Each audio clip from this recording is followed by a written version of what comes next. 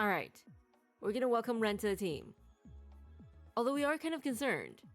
Not with how everybody will treat Ren, because the team is awesome, right? They're so welcoming. But more like how Ren will react. Because she doesn't exactly play well with others all the time. She's more likely to play with others, as in toying with them, right? So we are concerned about that.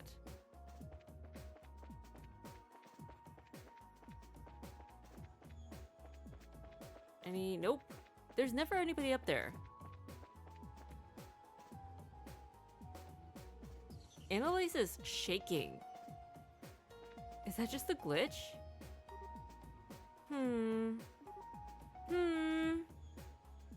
What is she? Oh, you know what? She's probably trying to use that ability of Phantasma to like manifest things into existence, right? I mean, knowing Annalise, it's probably like a plushie or something. Annalise? What are you doing? Well, you heard what Ren said earlier, right? About how this world changes as a result of what the people inside it want. Yeah, but what does that have to do with this?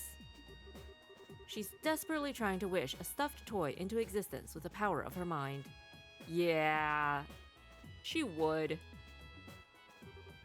Hey, I'm trying to concentrate here. Can you be a little more quiet? Should I go with a fluffy, beady-eyed palm? Ooh, or maybe a nice, silky bear. Or a super soft panda.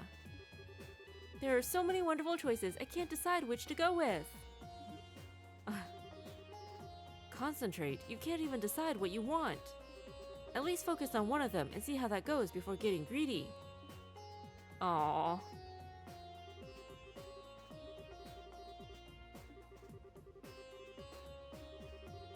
She looks happy enough just daydreaming even without a gospel to make her dreams come true. Sure.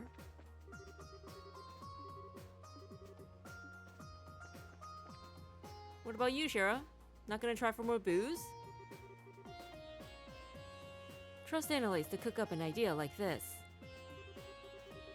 She might come across as silly to some, but I can't help but be impressed by her boundless optimism. Yeah, Annalise is pretty optimistic here. Nothing keeps her down for long. It's part of why we love her.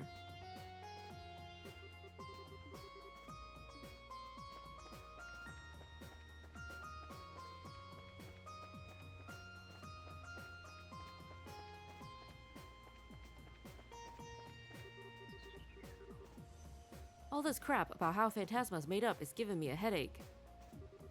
But it doesn't take a genius to figure out just how strong the fiends in it are getting the further in we go. We're gonna have to get a heck of a lot stronger if we want to stand a chance against them.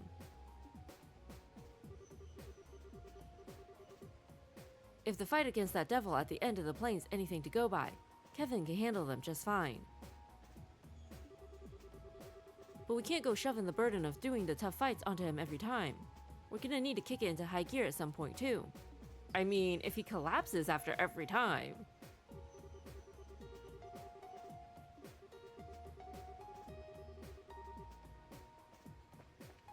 But Zin will carry us, right?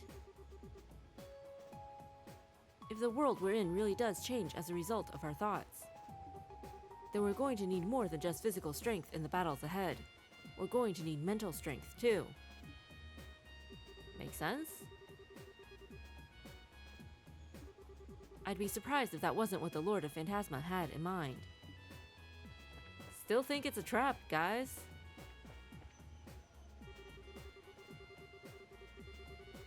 It is an interesting concept, I must say. Who would have thought this world changes in accordance to the thoughts and desires of those within? If what Ren was saying about discovering that being one of the conditions to moving on to 6th plane is true, then we must be reaching the end of this particular plane. Still, I never thought this place would test our reasoning and deductive skills to this extent. I'm starting to enjoy this. Olivier would. He likes his games too. Let's be honest.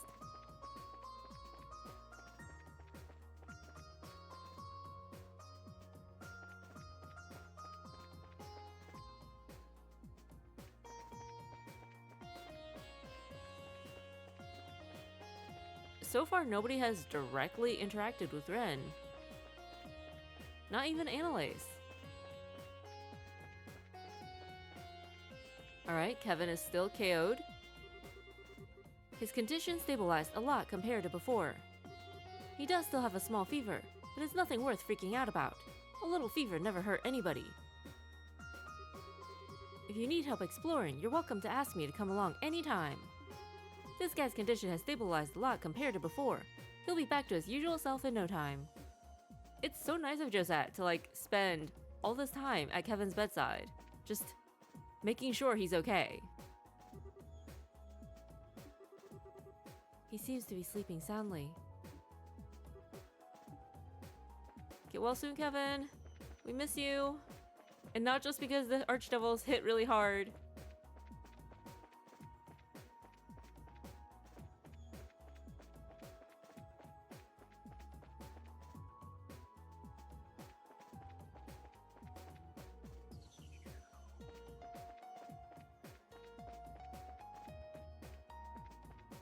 Hello, Mueller.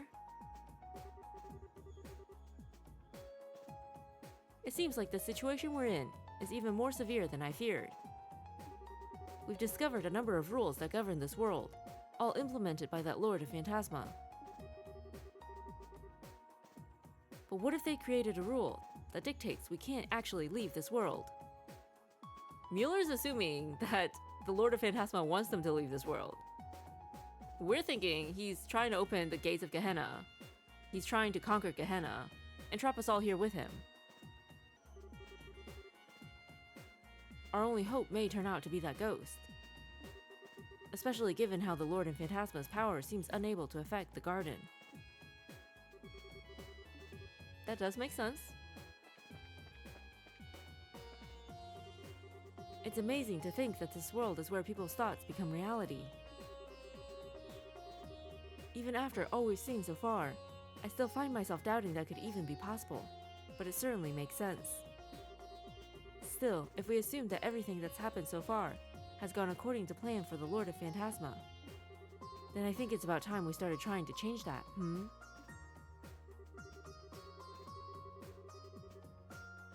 Even after all we've seen so far, I still find myself doubting that what Ren said could even be possible, but I can't deny her logic.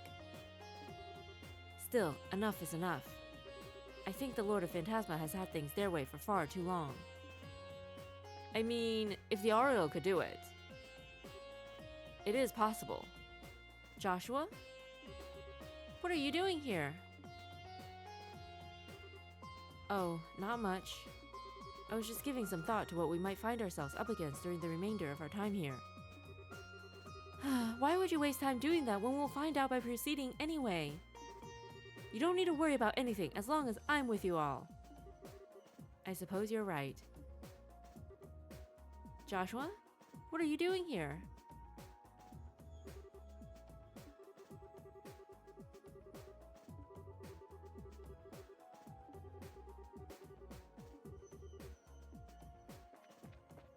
Ren is very confident in her skills. Ren? Hi, take care, okay? Aww, Chloe's so nice.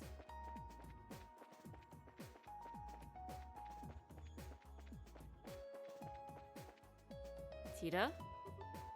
Oh, Ren! What are you doing here, Tita? Oh, I was sort of just wandering aimlessly while I was preoccupied. Seeing you again made me remember all the fun things we did together before, so I've been thinking about those. Like that time we went shopping and bought those really pretty brooches and stuff. Oh, right. That reminds me though. I found one exactly like them in a tiny little shop a while back. The jewel in the middle was red though. Aw, you're so lucky. They were all sold out of those in the shop in Grancel. I really wanted a red one too. I know. Why don't we go on a shopping trip together sometime then? We could go to somewhere really far away. You'd like the Eastern Quarter in Calvert, that's for sure. You can spend a whole day shopping there and never feel bored. Really? I wonder what kinds of cute accessories they'd have there. Oh yeah, let me tell you about the pendant I bought a while back. It looks like they're back to good times in no time. Aww. We'll have to go shopping together again sometime. Sure, I wouldn't mind. But first, we're going to have to get out of Phantasma, aren't we? Tina's pretty optimistic too. Oh, right.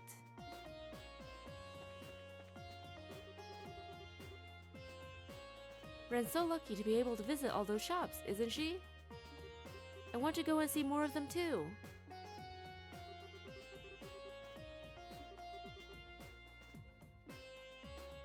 Alright.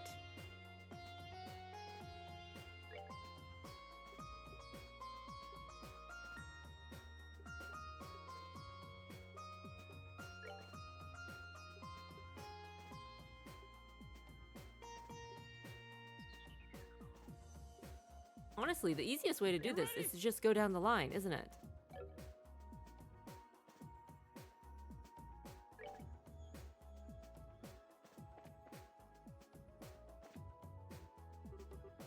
What?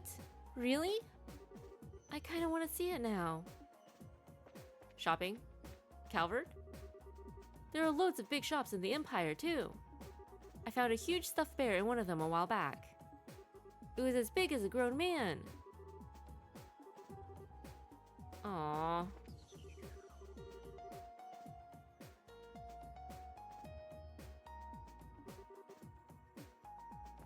So they're having fun.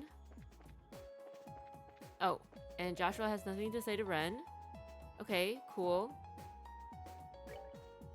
Good to know, neither does Richard.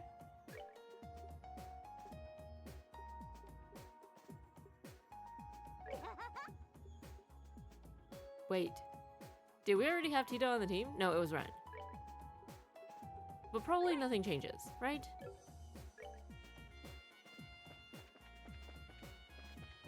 Oh, she's all by herself.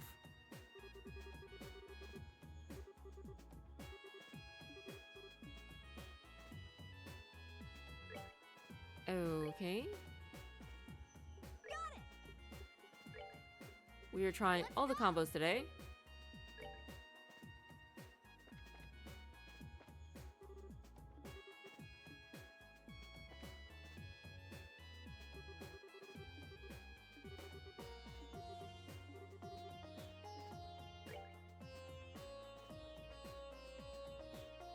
I feel like nothing's gonna change no matter who we have here.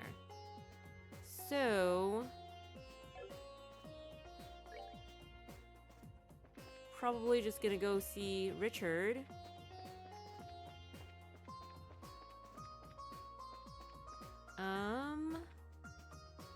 Joshua and Chloe.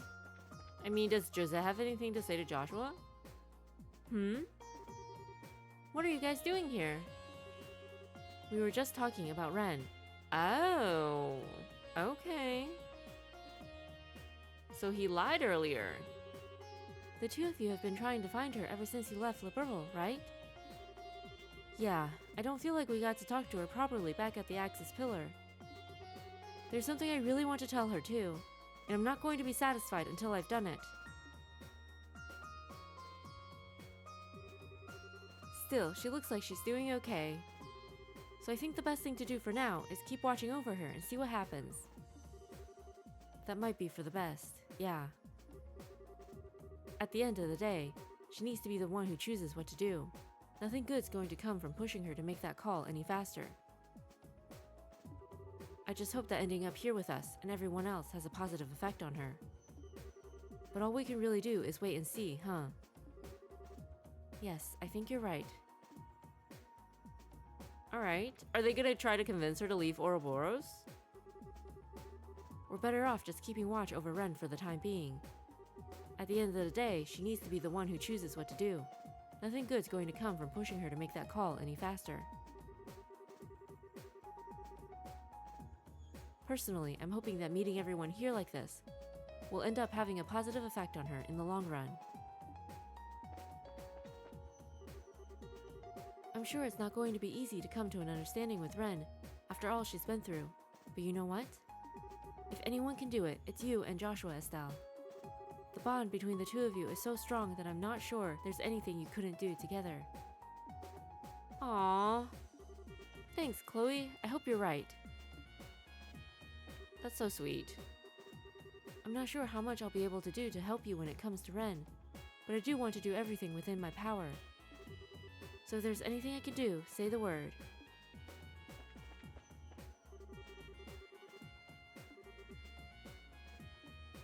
Oh, Richard is right here in the corner. We would have totally missed that. I can't deny that there's still a part of me that refuses to move on from the past. Sooner or later, I'll have to completely put it behind me and move on. Is something up, Colonel? Nothing major, no. I was just lost in thought. In any case, I'd heard rumors about how intelligent young Ren was. Having spoken with her personally, however, they may have been underselling her. I almost wish I could hire her to work at RNA research. She'd be quite the asset. Aww. I mean, sure, you could take her on as an intern, right? Oh, poor Richard. Okay. Anything from Mueller?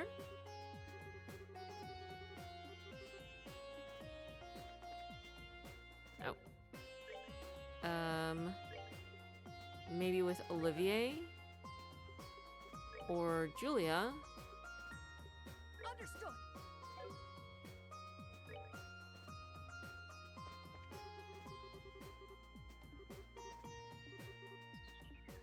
Nope, not even Olivier. Goodness. Do it.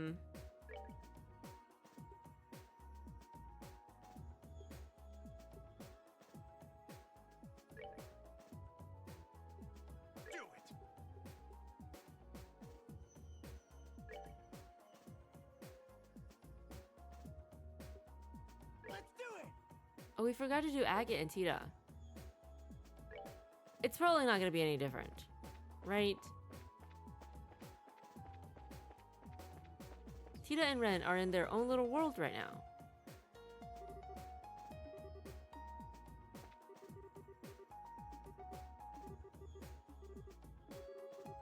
Yeah. Okay.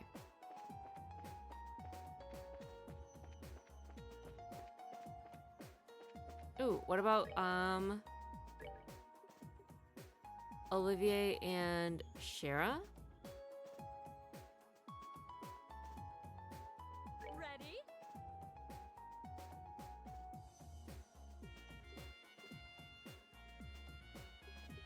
Or no?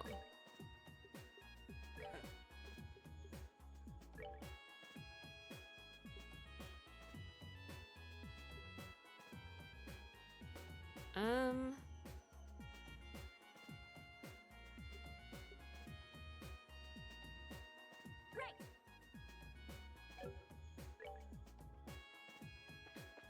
Get the feeling that we've already gotten all the dialogue we can out of this.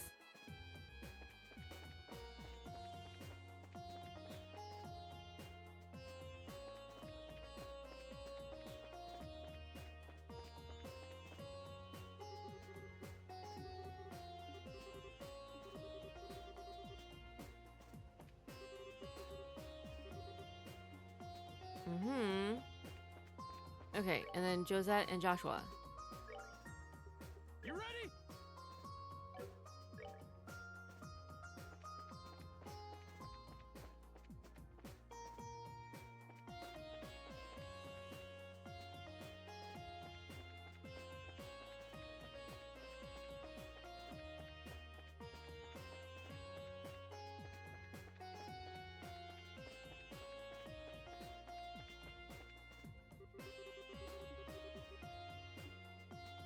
Alright, guess that is all of the conversations we're going to be having today.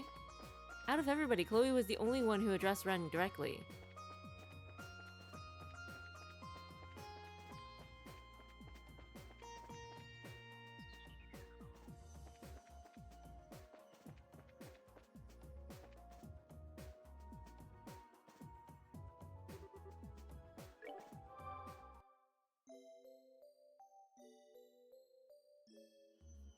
Time to figure out our team. Alright.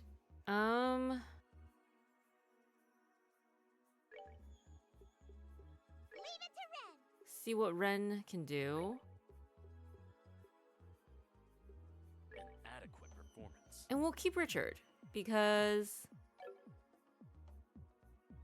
we haven't had him that long. Right?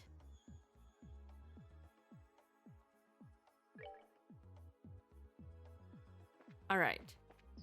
Ren is leading the team now, because she seems like the type of person who would just charge ahead, right? Rather than follow somebody else's lead.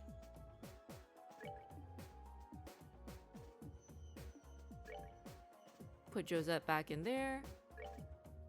Also, we finally got the requisite 100 victories for this door, so we're gonna do that today.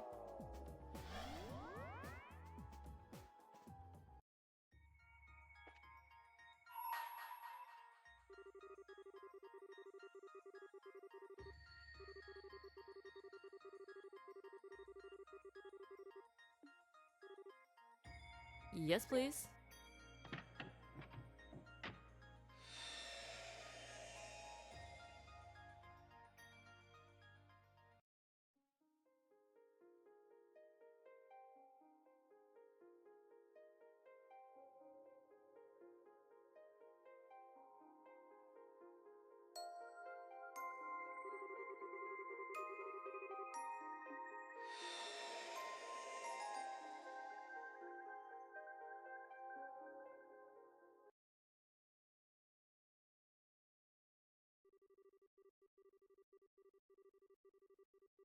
So it's not a battle door. Enclosed is a report on the damage dealt to the former Principality of North Ambria by the Salt Pale.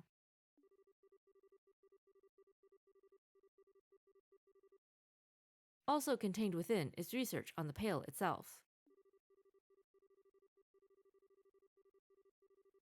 Holy City of Arteria, Congregation for the Sacraments. Salt Pale Research Report. Reese Argent. Okay.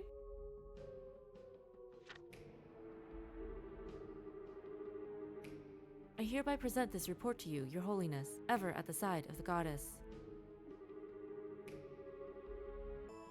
This report contains classified information and may only be read by those with a clearance to do so. Certain sections of the utmost secrecy have also been blacked out. Progression of events after the Pale's appearance.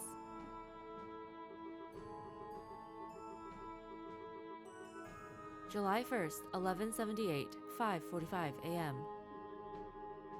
An urgent report came in from the Halisk Cathedral in the then Principality, now a state, of North Ambria and northern Zemuria. It stated that a giant white pillar, so tall it appears to kiss the clouds, had appeared on the outskirts of the city. Bishop Alexei, the one who sent the report, behaved as if extremely unsettled by what was happening. By urgent order of the committee, 2 knights of the Gralsritter, the 8th Dominion, aka the Roaring Lion, and a squire, both of whom were working on another mission in a nearby nation, were dispatched to perform a formal investigation. They hurried to the scene via the 8th Merkaba unit. Please note that the Merkabas had only recently been put into use at this point. They arrived promptly. And at 6:22 a.m., this was what they saw. Oh. Enclosed is a photograph of the object now known as the Salt Pale. It just rose out of the ground. In the middle of a city?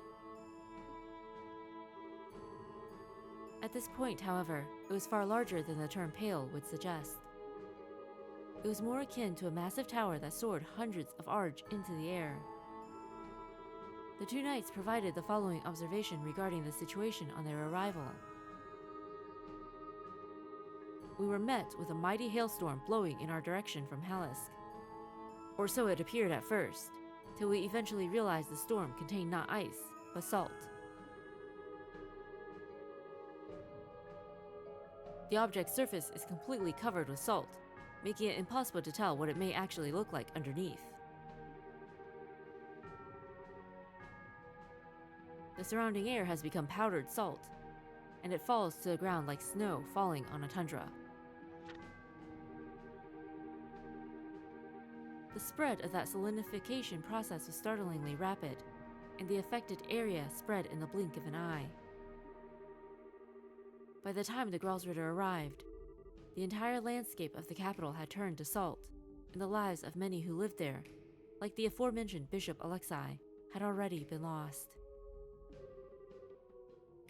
Yet the spread did not stop there. A day after the salt pail first appeared, a vast coniferous forest zone north of the capital crystallized and collapsed. Bridges also collapsed, rendering all of the main highways out of the city unusable. Please note that by this point, the then ruler Prince Balmund had already fled the country to a nearby nation. Wow. Okay. Just leave all of your citizens to die. Bet your citizens are super happy with that. 2 days passed since the Pale's appearance. By this point, roughly half of the entire principality had become a sea of salt. Countless refugees had fled to the southern side of the country because the River Grieve stood between it and the affected area. Finally, 3 days after the Pale's appearance, the solidification process stopped at dawn. As a result, the knights were able to advance on the capital of Heliask, with the hope of investigating the salt pail. That afternoon, they finally reached it. But what they found looked completely different from how the pail had before when they first arrived in North Ambria. It's black now. Okay. So, is that how it actually looks? In the center of the solidified area, they found an object that was a mere 2.5 arge in height. Its surface was no longer blanketed in salt. Rather, it looked as if something had been carved out of it. It is now believed that the pail's mass decreased as the solidification process progressed. In its smaller state, the pail had lost its power to turn swaths of the country to salt, but its ability to solidify was still very much intact. Anything that touched it, even for a millisecond, was instantaneously turned into salt. It was of the utmost importance to handle it with care. In order to complete the mission without physical contact, the Gralsritter required the use of the sacred tool, Gleipnir, which was delivered to them from the High Seat in Arteria. Since then, it has been kept closely sealed away, deep within the High Seat in Arteria. How tall is this thing again? 2.5 arge? 25 arge? Still, while the recovery mission was ultimately deemed a success, the damage already caused was equally vast and significant.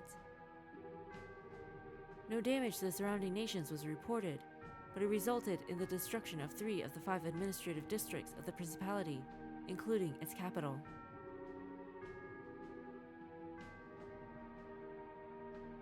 Over a third of the total population, along with travelers from elsewhere, lost their lives. This is to say nothing of the emotional damage caused. Due to its sudden outbreak, the hearts of North Ambria's people were overwhelmed with fear and uncertainty. From a humanitarian and a religious perspective, a swift response from the Septian Church was all but necessary. The decision was made to dispatch personnel to the region right away, and upon arrival, they set about rebuilding the damaged churches and healing both the physical and mental wounds of the people.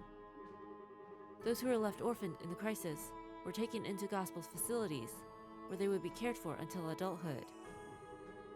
The northern region of the country, which had been turned entirely to salt, was placed under the church's control, and has been a restricted area ever since. Wow.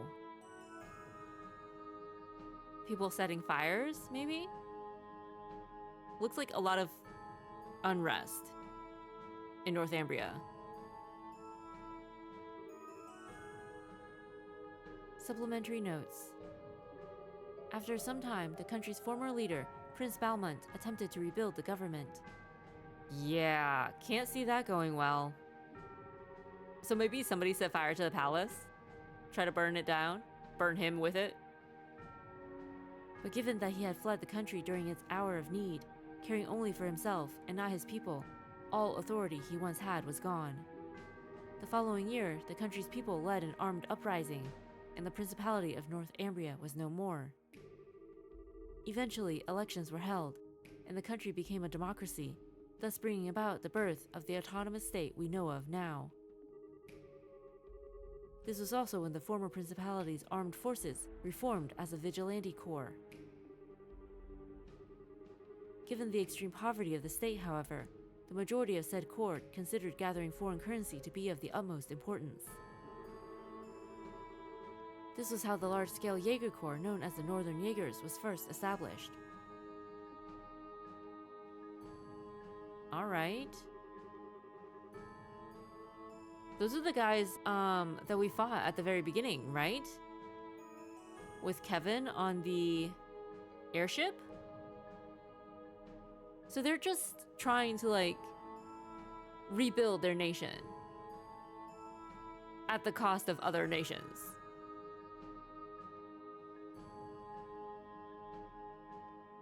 As far as the rest of Zemuria is concerned, this is where the tale of the Salt Pail ends. But a number of very important questions still remain unanswered. Like, was it natural? Just like a natural disaster type thing? Was it the work of the goddess? Or was it another experiment by Ouroboros? Perhaps the most obvious of these is where it came from. Despite the considerable size of the object and that it appeared on the outskirts of a populated city, no information is available regarding the moment it first appeared.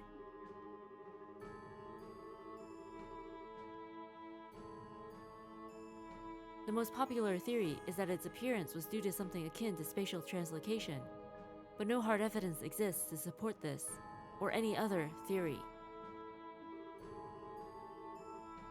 Of more importance, however, is its positioning in the teachings of the Septian Church. The pail is clearly different in nature to artifacts, and appears to be a more fundamental manifestation of the goddess's powers of creation. Committee report. Okay, so was it put there by the goddess? With the limits of our knowledge at present, this is as far as we can get to the truth. There are some who have proposed it may be one of the Septarians, but no evidence has been found in legend or scripture to support this belief. This implies that the church knows at least what some of the Septarians actually are, and their abilities, but this is something completely new to them. Some people might even, like, consider this some form of punishment from the goddess.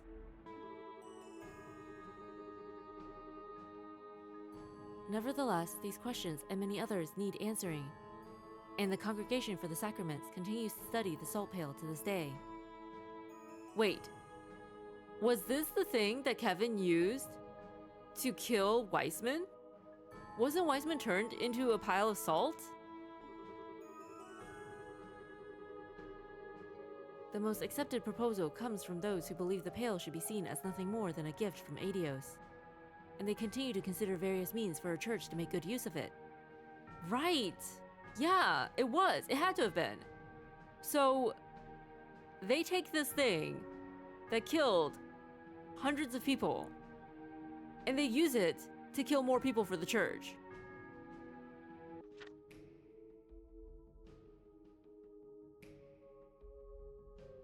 Did they, like, turn it into an arrow?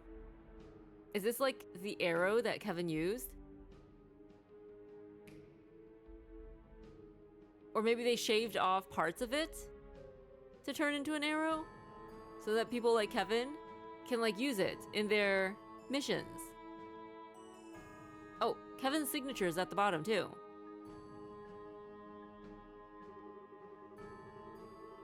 The most realistic of these plans is using it in the manufacture of a sacred tool used for execution.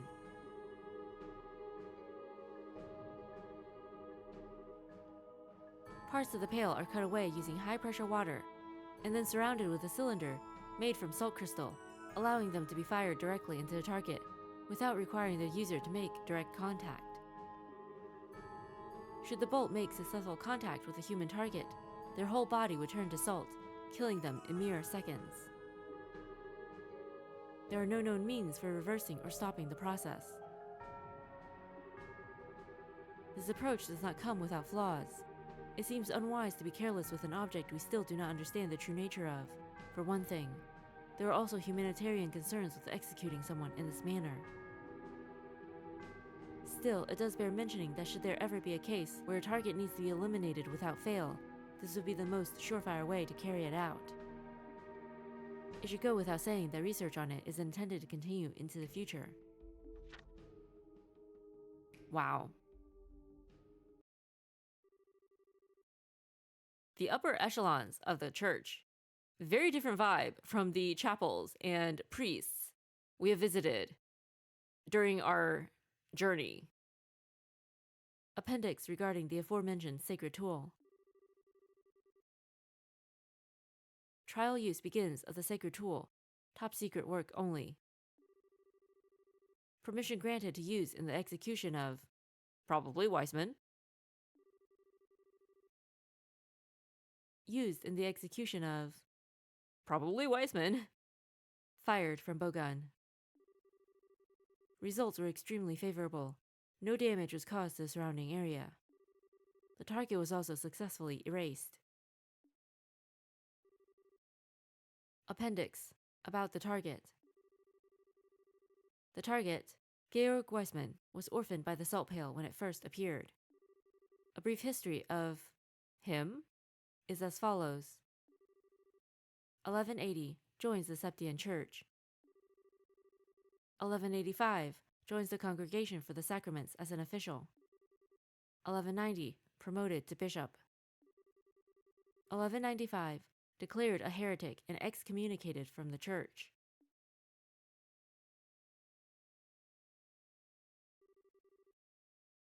Side story, the salt pail finished.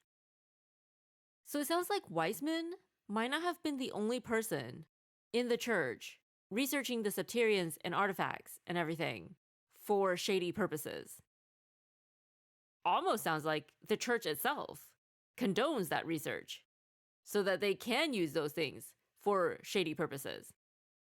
They're justifying it by saying, like, this is only used against heretics and stuff, but still, like, the church took it down that route. Weissman just took it further.